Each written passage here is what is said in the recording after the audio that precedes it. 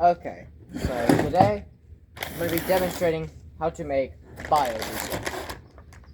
Now the first step in this reaction is to create methane oxide, which you get by combining 2.5 milliliters of methanol, 99% purity or above,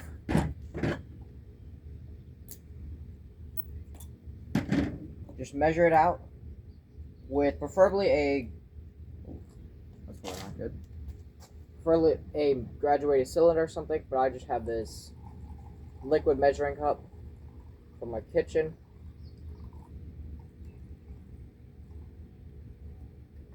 That stings.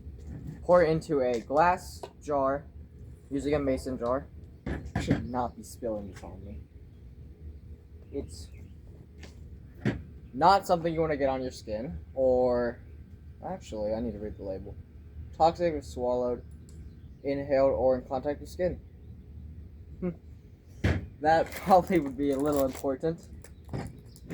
Then, you're going to take some sodium hydroxide, exactly 3.5 grams, or at least somewhere close.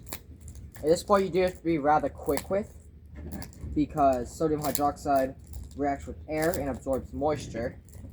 So if you do not do this, then it will absorb the air, the moisture, and get too wet and be bad for the reaction.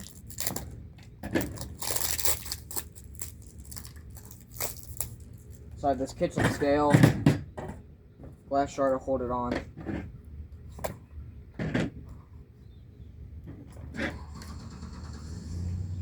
And just a little spoon, just scoop it out. Now you can commonly find this in dry drain cleaners. So that's 3.5 grams. Now it's one container. Put the lid on, and then shake it up slowly, like this. Grab the jar and just twirl it around. It will take a little bit to dissolve, and you might have to open it up because there will be some gases releasing that are not fun to breathe in. So if you're going to do this, do it outside or under a fume hood. Yeah, I should probably get some gloves on. So yeah, I'm going to let this mix and sit for a couple of minutes. I'll get back to you when it's done. So as you can see, it is mostly mixed. And the rest of that's just extra and will be cleaned off when I finish the reaction. Alright, so now I've heated up 1 liter of vegetable oil to about 50 degrees Celsius. And now I'm going to add in the methane oxide mixture into this. And I have glasses and gloves now, so it's safe.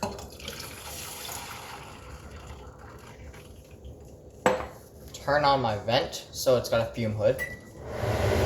I grab a metal mixer and mix this for about 30 minutes to an hour.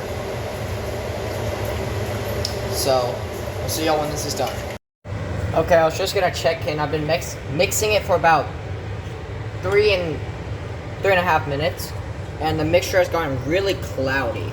When I first put it in, it was pretty clear and thin, but now it's getting cloudier. So I think what's happening is the methane oxide is separating up the oil into the glycerin and biodiesel. And so this glycerin is all clouded around, which will separate when I put it in a glass jar and let it sit for a day. But I just wanted to check in and show what's happening. Okay, so it's been another 4 minutes or so, and the water is starting to cloud up a little less and clear up more. It looks like it's sinking a bit more towards the bottom, or it's just clearing up in general. And now I have no idea what's happening with the chemical reaction.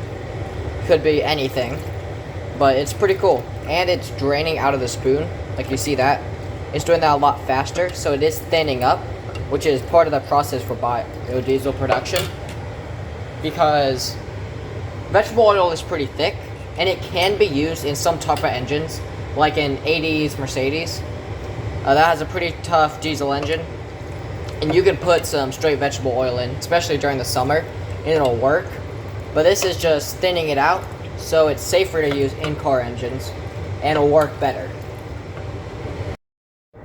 Okay, just another check-in. It is cleared up almost completely. It looks kind of like the vegetable oil, just a lot darker, and definitely feels thinner. This is like straight water now. It drains almost instantly. It doesn't put any resistance when I stir it. It just splashes around just like water. So I think we're definitely getting somewhere. So it has not changed for about 10 minutes, and it's been sitting at a solid like 63 degrees. I've turned the heat off because it was getting over 60. But it's been sitting at like 65, not really changing temperature. That could be some heat from the reaction keeping it warm, or it could just be still some heat from the burner because I haven't taken it off. But not really any change. We have about 9 minutes left. Then I'm going to put it in the funnel, put it in the container, and then let it sit overnight. Alright guys, so it has been done mixing for about 30 minutes. And now I'm going to put it into this glass container, just a half gallon, using this funnel. I'll take it outside to do that because it's safer. I don't want to spill any on my counter and get some damage or have to fix something. So I'll take it out here, I'm going to pour it in, and then we let it sit for, I think, 24 hours. They'll let the glycerin rise to the top. It's a little warm. Give me 1 second so I can take this out. Alright, so we have my funnel right here. The funnel is a lot smaller than the pot I used, so this could be a bit of an issue. But I think with the right technique, I should be able to get this just fine. Just have to line this up. Make sure it stays straight.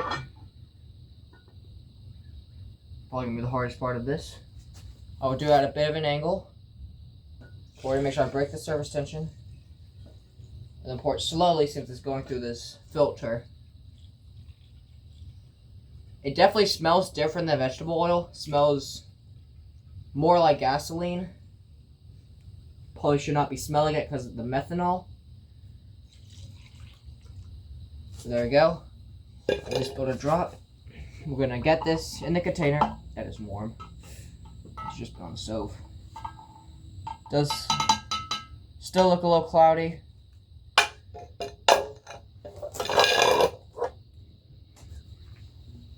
This is the container. It's about how much we got, about 1 liter. I'm gonna let this sit overnight and probably until after school tomorrow.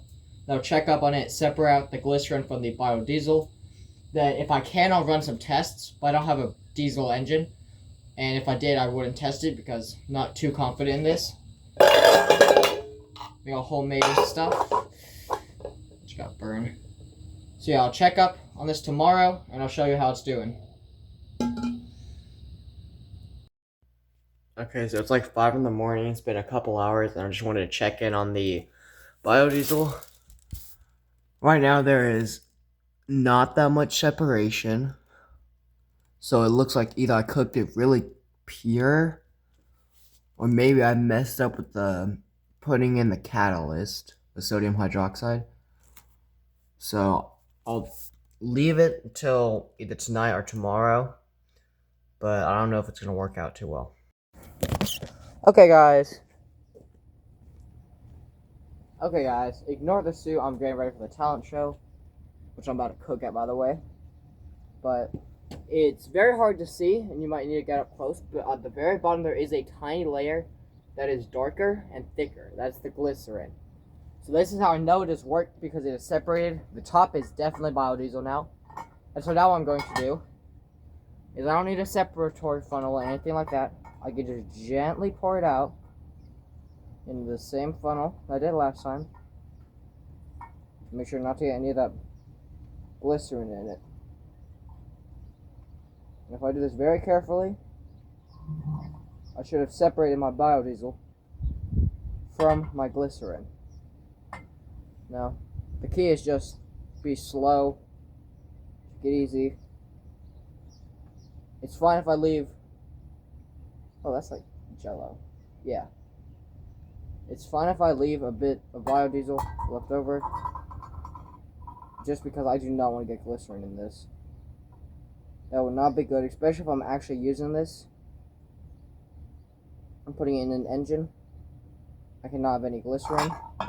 So I think that's pretty good. I'll bring this up to you so you can see. Right there. I don't know how well it is, but you can definitely see there's something in there. Yeah, like right there. That dark orange, that's the glycerin. This right here is my pure biodiesel.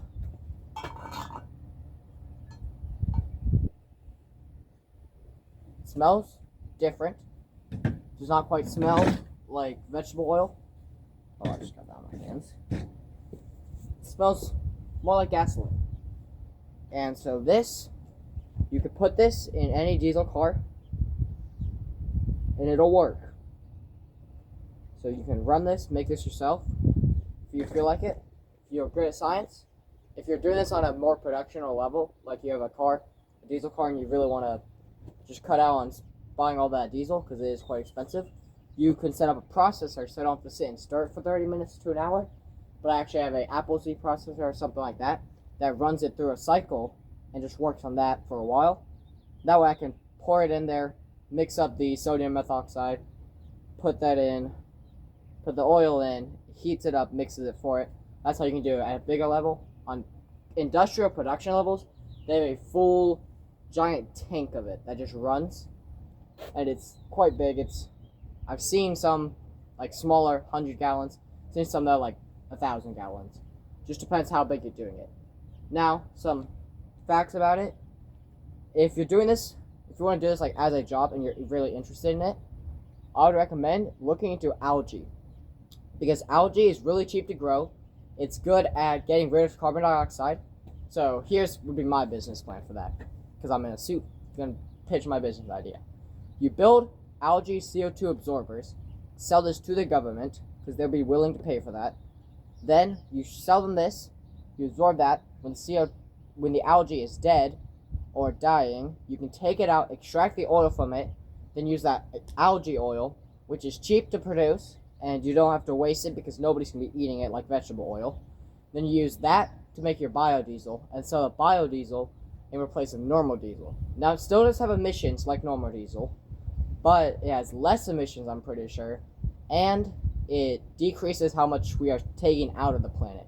So we can use that diesel that we extract, because you're boiling the diesel, or you're boiling the crude oil, you get the diesel. You're still going to have it if we're producing oil for other things, but it's going to reduce how much oil we need to extract from the earth, how much we need to refine, and reduce overall emissions a ton, especially if we build a lot of these.